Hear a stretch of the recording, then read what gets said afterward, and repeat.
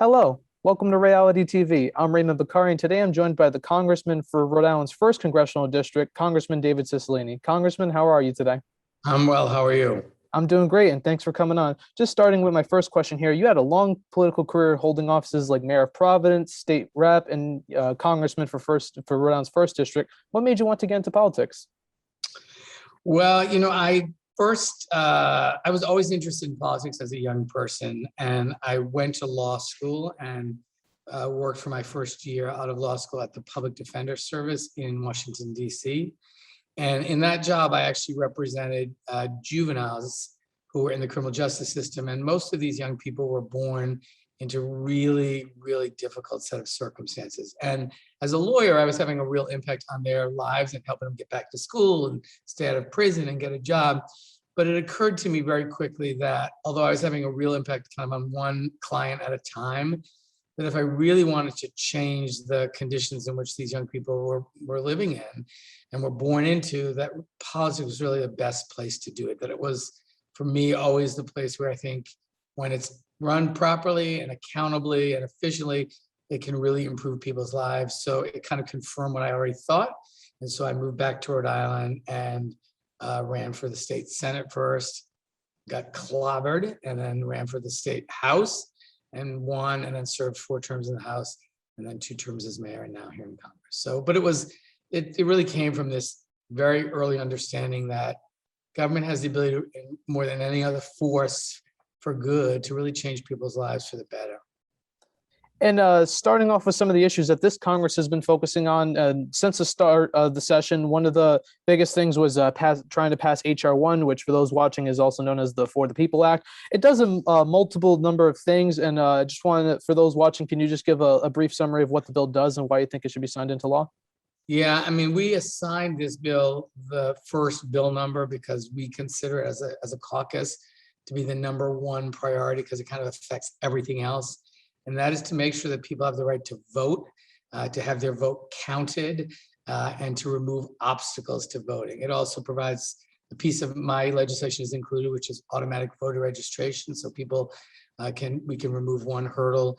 It allows for early voting. It allows for vote by mail. There are efforts all across the country to make it more difficult to vote, so that politicians can pick their voters rather than the other way around. And HR-01 is really a response to that, to make sure that every citizen of this country who is eligible to vote is able to vote and have their vote counted. And it's a really important priority because it's one of the most important kind of fundamental building blocks of democracy, is that people have a right to vote and should be able to vote easily. I mean, the idea that in the year 2020, that people are waiting in long lines for hours and hours in the middle of a pandemic to vote, endangering their lives, is crazy. It doesn't need to be that way. And we need to make sure it's really easy for folks to vote. And there's a couple things like subtopics within this bill that I want to get into. So the first one, you had mentioned making more mail-in voting accessible. And I'm just curious because, 2020, the pandemic, that absolutely made sense. The general consensus among everybody, it made sense for more access to mail-in voting. And now, we have a vaccine, social distancing, possibility to drive-in voting, masks as tools to protect against COVID. Would it still be necessary to have universal mail-in voting? Yes, absolutely. First of all, the other thing I should also mention, this bill also has, efforts to reduce dark money, the corrupting influence of money in our political system. It also has important protections on reining in the power of lobbyists. And so there's a lot of really good transparency provisions in this bill as well. But mail-in voting is really important. First of all, it's very easy. It's wildly successful. The technology exists to do a quick comparison between a registration signature and the voting signature. So there's almost no chance of anyone voting who's not allowed to. If those signatures don't match, it gets kicked out and then gets hand examined. So these controls are great. And the point is, there's no reason in the world in the year 2022 or 2020 that we should require people to stand in line to cast their ballots. We should make it easy. If we really want everyone who's eligible to vote, our job is, declare it a national holiday so everyone can take time off, doesn't have to worry about taking time off from work.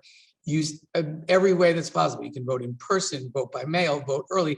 But we should be taking steps to make sure everyone's voices are heard, not making it more difficult to have your voice being heard. And I think mail-in voting overwhelmingly works. People like to vote by mail. They don't have to spend time in line. They don't have to disrupt their lives and go to a polling place. So I think every single person should have a right to vote in a variety of different ways and pick the way that's best for them. And you touched upon earlier, like the voter ID laws that are being introduced as a reaction to the 2020 result. And this is an interesting topic because for years it's been called racist by Democrats. And now you're seeing kind of a shift in the opinion on it as public polling has been in favor of voter ID laws. You've seen, for example, Stacey Abrams, who's running for governor in Georgia, and Senator Raphael Warnock softening their stance a little bit. I just want to know, where do you stand on voter ID laws, and why was it called racist for so many years? Yeah, I mean, I think when you look at the voter ID laws, it really depends on what the law is and what the impact of that law is. So when you have some states that, for example, don't allow you to use a student ID, but they allow to use a gun permit as identification for voting, that's for a reason, that's for a purpose. And so I think the application of voter ID laws very often have disproportionate impacts on different communities of color and or people who live in poverty or people who have disabilities. So, you know, there's no evidence, there hasn't ever been any evidence that there's widespread voter fraud in this country, and certainly there's never been any evidence that it's affected the outcome of an election. And look, the people who commit voter fraud should be prosecuted, but it's sort of a solution in search of a problem. So I think anything that makes it harder for law-abiding citizens who are citizens of the United States, who are eligible to vote, anything that makes it more difficult for them to vote is a bad idea. There was an example of a veteran who had served in the Second World War, and he was denied the right to vote because he didn't have the proper identification because of his age. He couldn't get his ID renewed. That's unforgivable. And so I don't think anything that makes it harder for people to vote, or that can be applied unfairly to certain groups over certain others, is a good idea. And, you know, I think there's been a real campaign to make it harder for people to vote, particularly communities of color, particularly young people, particularly seniors and people with disabilities. And I just think it's wrong. We ought to be, this is 2021. We use technology in a variety of different ways. We ought to be using it so people can vote securely and make it easy for them to do so. And just a quick follow-up on the voter ID. This is a shorter, like, yes or no question, because in Rhode Island, to my understanding, we have voter ID. Every time I go to the polls, I go, here's my ID. I'm not going to show the actual stuff on it, but I go, here's my ID, sign it, I think to it vote is in person. So unnecessary provision. I didn't support it when it was enacted.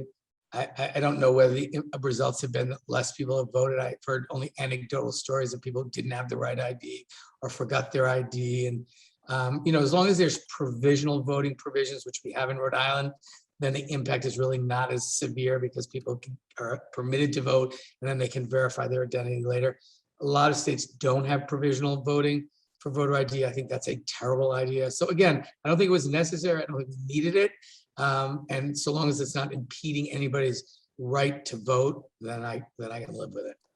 Okay, and this also, to my understanding, this bill does address gerrymandering nationwide. Do I have that correct? So Yes. when it comes to gerrymandering, this is a problem with both parties. You know, Republicans gerrymander, Democrats gerrymander. I just want to get your take on this because I notice whenever the conversations go on about gerrymandering, you hear like the GOP's gerrymanders in Texas and recently in Indiana, Florida, Ohio. But how come we don't hear the ones that are done in Maryland and Illinois? Yeah, I mean, look, gerrymandering where essentially elected officials choose their voters rather than voters choosing elected officials is a terrible problem in this country. And you have districts that you look at that are just drawn, so they keep one member in here and one member there. It's a terrible system. The places that have independent commissions have done it much better. And so they look at the natural boundaries where neighborhoods share similar characteristics and make sense. So it's a terrible idea. I will say, I think the reason you hear it more about in the Republican side is because they're much better at it and they control state legislatures that are much more brazen about what they do.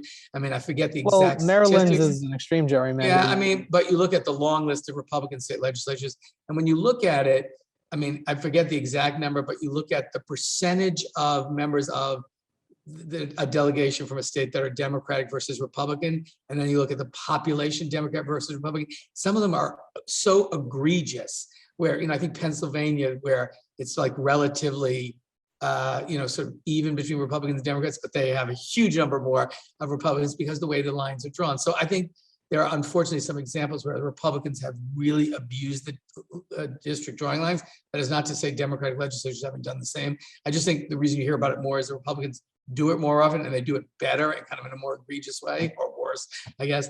But it's a terrible practice. We ought to eliminate it. HR1 gets rid of it, which I think is great. And now shifting the focus to another issue that's on the Democrats' priorities in this Congress. One of them is making Washington, D.C. and Puerto Rico states. Just to clarify, because to my understanding, you're in favor of it. Yes. And I just want to know, how does that process work? Is it just a bill gets signed by the House, Senate, and presidency? Correct. And whenever we talk about this was one issue that your opponent, Al Waters, had brought up, and I want to get your take on it. One of the other critics also say that what they characterize as a power grab, because this would grant 4 new senators. Most likely that would be under the Democratic side's column, especially with DC. Is that considered a power grab? Look, I don't think allowing citizens of the United States to have full representation in the Congress of the United States should be described by anybody as a power grab. It's strengthening our democracy.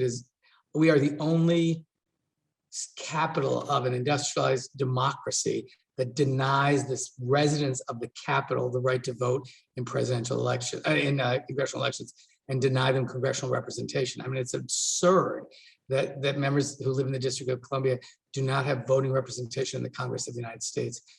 Residents of Puerto Rico are citizens of the United States, and they're denied representation, the voting representation of the Congress of the United States. That's inconsistent with our democracy. Whoever they vote for, that's their decision. We shouldn't prejudge whether it's going to be a Republican or Democrat. It's irrelevant. They're entitled to voting representation in the Congress of the United States, and they should be states if they choose to be so. And that requires a simple vote in the House and the Senate.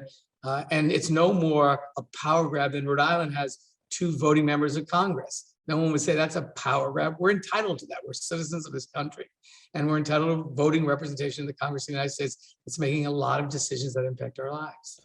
And I do want to clarify too, another point that they bring up, and given that you have experience in law as well, I do want to get your take on this. Is the DC statehood constitutional? Because I hear that point as well. It's constitutional, of course. The Congress of the United States has the right to admit a state or territory seeking admission into the states of the United States. That's what we've done in all the other instances in which we've admitted states. It requires a majority vote in the House. I think a majority vote in the Senate, unless they invoke a filibuster. Then it requires 60 votes and then a signature of the president. And now looking at another big high priority issue. This one was high priority at the start of the 117th Congress. It's kind of gone under the radar with the next topic I'm going to talk about after, with the Build Back Better. But before I go to that, there was a push to what those on the right call court packing. There's an attempt to pass a bill that would add more Supreme Court justices to the Supreme Court. This was led by Congressman Jerry Nadler of New York and Senator Ed Markey of Massachusetts. I want to get your take on this. Are you in favor of or opposed to adding more justices to the Supreme Court?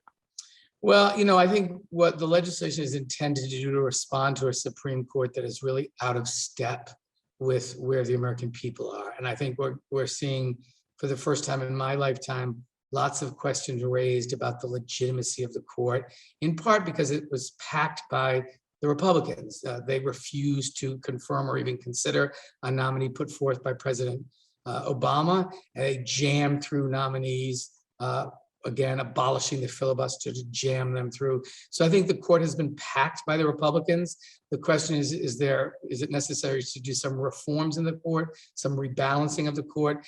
My position has been consistent. I want to await the outcome of the commission the president put together to study reforms of the court before making a decision about that bill. But we absolutely have a responsibility to make sure we protect the integrity of the Supreme Court, which is really under threat because of the way it's been politicized by the Republicans in refusing for the first time in our history to even consider, let alone confirm, an appointment of the President of the United States. I mean, that is shocking behavior, where they stole a Supreme Court seat and then jammed through 2 more. So the reason this is so troubling is the Supreme Court today is, and more than any time in our history, is out of sync with the direction and the aspirations and the beliefs of the American people. And the court relies on confidence in its work for its survival. And so I think this is a real problem. The court is broken. There are a number of reforms about caseloads, about term limits, about a number of other possibilities that I know the commission is considering. So I'm going to await my judgment on the rebalancing of the court that Mr. Nava, who's my chairman of the Judiciary Committee, introduced. But this is a serious problem that we have to be prepared to address. So undecided at the moment? No, I mean, I think I just gave you my answer.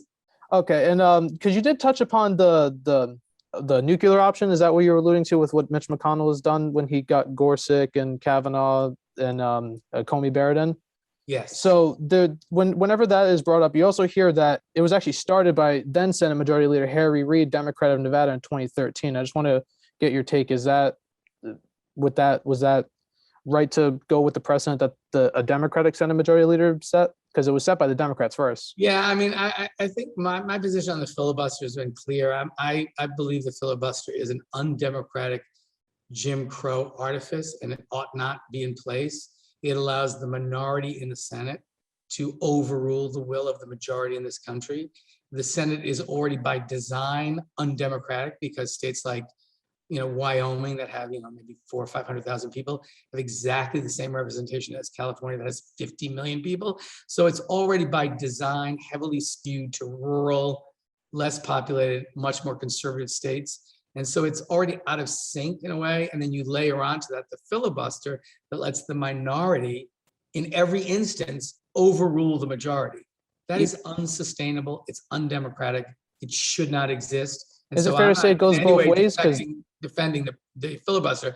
My point is that the Republicans abolished the filibuster when it came to Supreme Court nominees, which I think made Harry Reid started it in 2013. It doesn't matter. They didn't do it for Supreme Court nominees. But it set the precedent. That's the thing. My point is the filibuster as an artifice, I don't support its existence, period. Period? So, okay. And period. I wrote an op-ed urging that it be repealed. What about during the last administration? Because the Democrats did use it hundreds of times. Would you have been in favor of it gone then as well? I don't think anyone should use it. I think it's undemocratic. I think gone the state should operate as a democracy. And speaking of that, shifting to the infrastructure and Build Back Better, I do want to give you a chance to explain that because that is a high priority right now. Can you explain a little bit for those watching why you think it's crucial for that to be signed into law? Which one, the Build Back Better or the infrastructure bill? Both, because they both play into each other a bit. Well, I mean, the bipartisan infrastructure bill is a once in a generation investment in rebuilding the physical infrastructure of this country: roads, bridges, ports, transit, broadband, and this will create, millions of good-paying union jobs. If we're going to compete globally, we need to have an infrastructure that can deliver goods, services, and information to compete in the 21st century. When you look at what our competitors like China are doing, they're racing by us both figuratively and literally. So this is about improving the quality of life for the American people. It's helping businesses grow. It's creating good paying jobs. And if there's, whatever your position is politically, I think everyone understands one of the most important basic responsibilities of government is public infrastructure. And that's why this enjoyed strong bipartisan support. And I was delighted the president signed it. The Build Back Better is really the president's vision for rebuilding the economy and rebuilding the economy in a way that reaches everyone. If you use just the bipartisan infrastructure bill, what the economists will say is that most of that recovery will go to men, and particularly men in the building trades and construction industries. And so we won't build back an economy that works for everyone. Women have been, and particularly women of color, have been devastated by the pandemic and devastated by the economic disaster that followed. And so Build Back Better removes a lot of obstacles that prevent women from getting into the workforce. It has universal pre-K and affordable childcare and job training and lower prescription drug prices and lower healthcare costs. So it does a lot to lower everything from childcare to prescription drugs. It makes investments to rebuild, to allow people to re-enter the workforce. And the best news is it's completely paid for by making sure the wealthiest Americans and the most successful and biggest corporations pay their fair share. So those two bills together, the Build Back Better and the bipartisan infrastructure bill, will create 1 million jobs a year for 10 years. 2 million jobs a year for 10 years. So that's 20 million jobs, which is extraordinary. And I think the greatest investment in the middle class and in working people that I've ever seen in a piece of legislation in all my years in public life.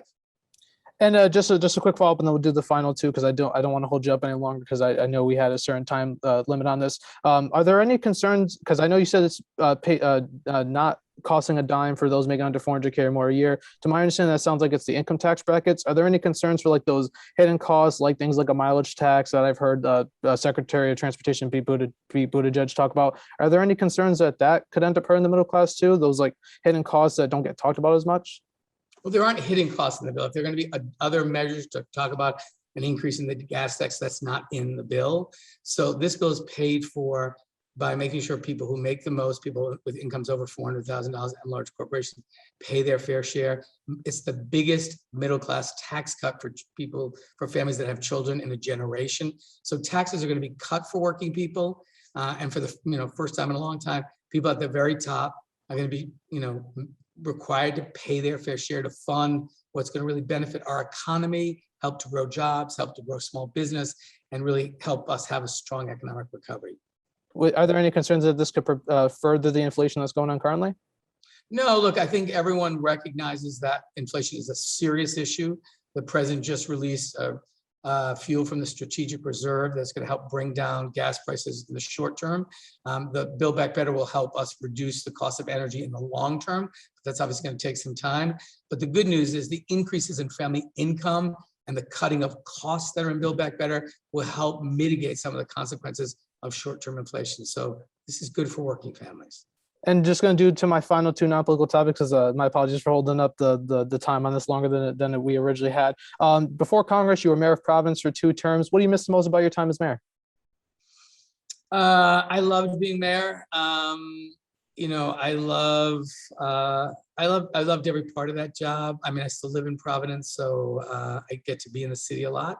I miss some of the people I worked with. I miss the direct participation in a lot of stuff that's happening in schools, which I was able to do more when I was mayor than I am now. But my final question is one that I ask everyone here on the show to keep tradition. In your opinion, what do you think our great state of Rhode Island is best known for?